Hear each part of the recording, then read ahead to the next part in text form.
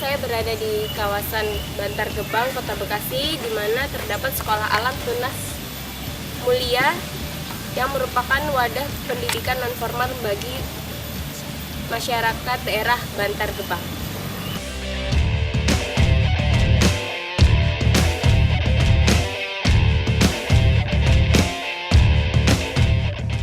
Saat ini saya sudah berada di kawasan Bantar Gebang, tepatnya di Tunas Mulia Bantar Gebang Sekolah Alam.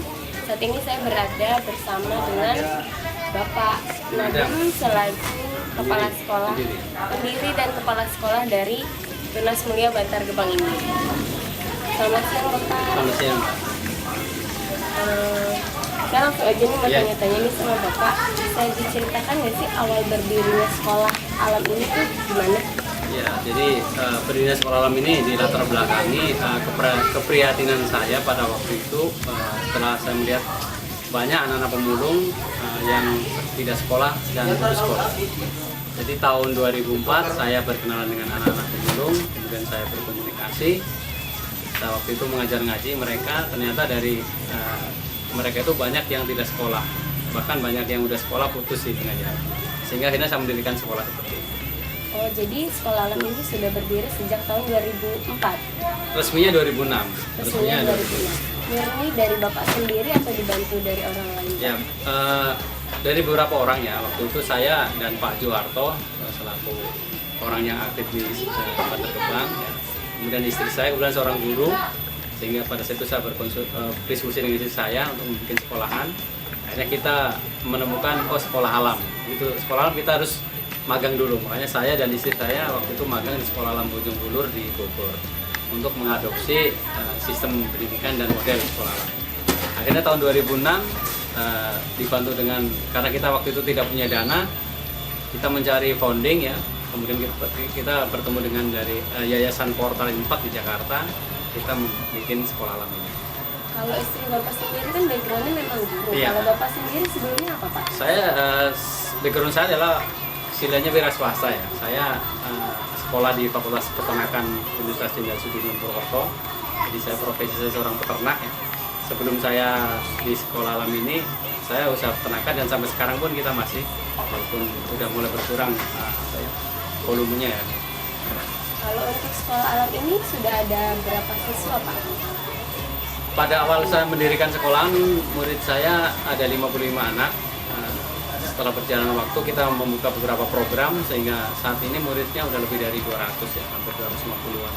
Ada tingkatan dari SD sampai jenjang apa Pak? Nah, kita dari PAUD ya, pendidikan usia dini, setingkat TK, kemudian ada paket A ya, karena kita pendidikan non formal, setingkat SD, paket B, setingkat SMP, dan anak-anak yang sudah lulus dari paket B dan mereka mau melanjutkan, kita biayai untuk sekolah lebih tinggi di SMK. Oh, ada beasiswanya juga ya? Bahkan ini ada 4 anak yang akan ikut beasiswa kuliah. Dengan 200 siswa lebih itu dibantu oleh beberapa pengajar Pak? Kita ada 12 pengajar ya, di samping saya ada 12 pengajar, dan juga ada beberapa kegiatan yang sifatnya istilah ekstrakurikuler ya, yang dibantu oleh beberapa relawan ya. Kita ada sekolah sepak bola, kita punya pelatih sepak bola, ada grup Marawis, kita ada yang latih di grup Marawis juga kan. Ada juga rongsok band, walaupun rongsok band masih otodidak. Oh, berarti nggak kalah ya sama sekolah-sekolah umum lainnya ya Pak ya? Mudah-mudahan ya. Tujuannya selain tadi membantu anak-anak pemulung, tujuan dari diri Bapak sendiri itu apa? Ya sebenarnya tujuan pertama kita melihat yang penting anak-anak itu bisa membaca dan menulis, sehingga mereka bisa istilahnya tidak kalah dengan anak-anak yang lain. Tapi setelah berkembangnya waktu, ternyata anak-anak banyak yang menginginkan untuk pendidikan lebih lanjut, sehingga kita dorong juga anak-anak untuk pendidikan lebih lanjut. Bahkan sampai kuliah pun kita carikan donasinya atau donaturnya untuk biaya kuliah. Kalau untuk dari pemerintah sekitar sini ada bantuan juga Pak untuk sekolah alam ini? Dari pemerintah kita sudah tercatat di Dinas Pendidikan Kota Bekasi ya, sebagai suatu lembaga pendidikan non formal, dan kita juga sering mendapat bantuan dari dinas, walaupun istilahnya berbeda dengan pendidikan formal ya, yang dapat dana pos setiap bulan. Kalau kita nggak dapat dana pos, tapi ada kontribusi dari pemerintah walaupun belum besar ya. Tapi cukup membantu ya.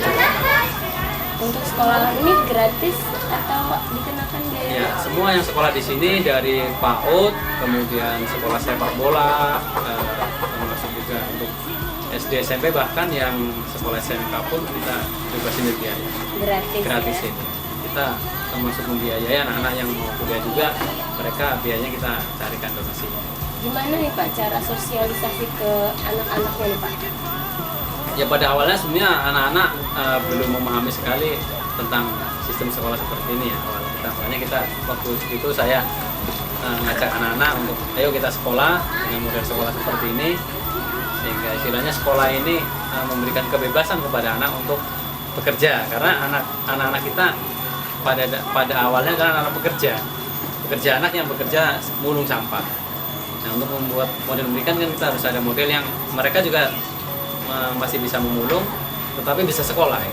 Jadi nggak mengganggu kegiatan mereka, walaupun pada akhirnya anak-anak yang serius sekolah ya mulai meninggalkan mulungnya, ya istilahnya tidak bisa meninggalkan 100%, karena orang yang sudah di sekolah formal otomatis mereka masuk tiap hari, jam mulungnya sedikit gitu.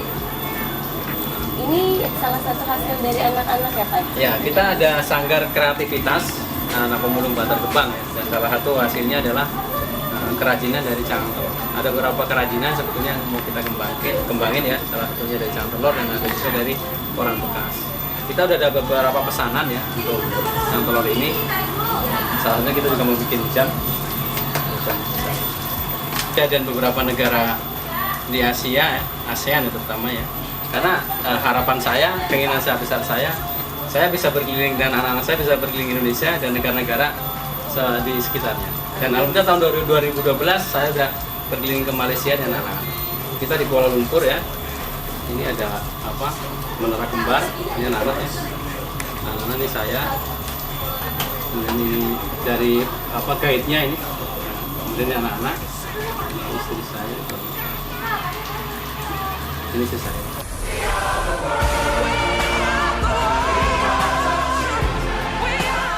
Kita sudah berada di salah satu area belajar di Sekolah Alam Tunas Mulia.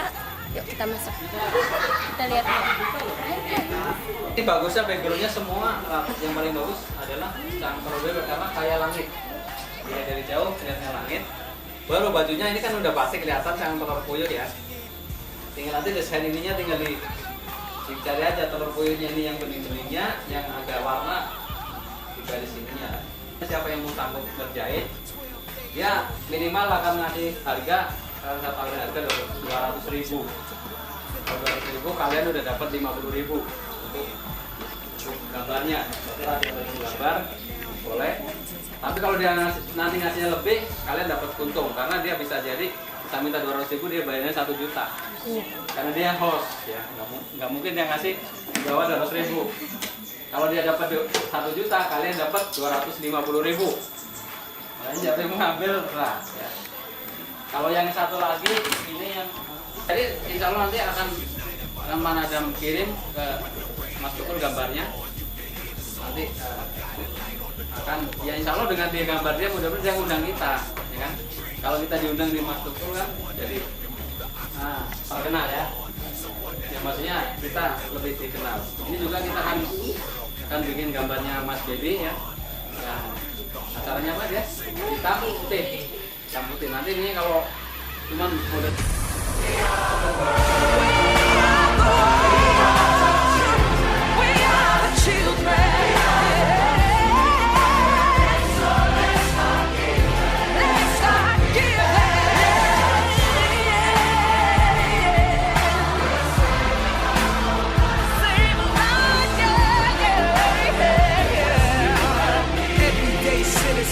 everybody pitching in.